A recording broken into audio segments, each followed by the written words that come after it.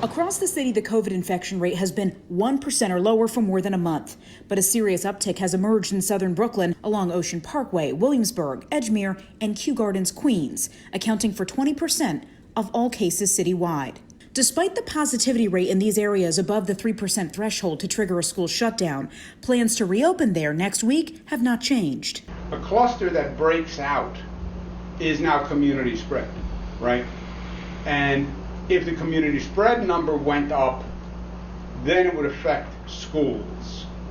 But we're not there. The COVID report card for every school in the state was rolled out today and will show 2 sets of data collected by the state health department from schools and from health labs. But the website has the positive cases by date of students and staff by school district, number of students and staff who are on site, number who have tested positive, and the daily reporting every 24 hours. Of the 93,000 test results reported yesterday to the state of New York, just about 5,000 of those results were for individuals aged 5 through 17 years old, school-age population.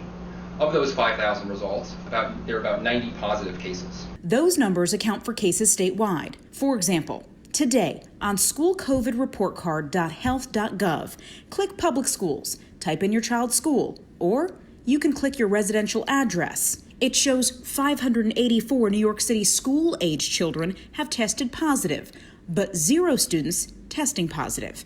That's because New York City public schools don't actually start reporting tests until next month. And parents know this. Students who test positive are not required to show a negative test result before returning to school. After a 14-day period of quarantine from the point of when they first had their infection, they are no longer at risk to them or their community. The state will be taking action if a school district does not report their positive cases in a timely manner.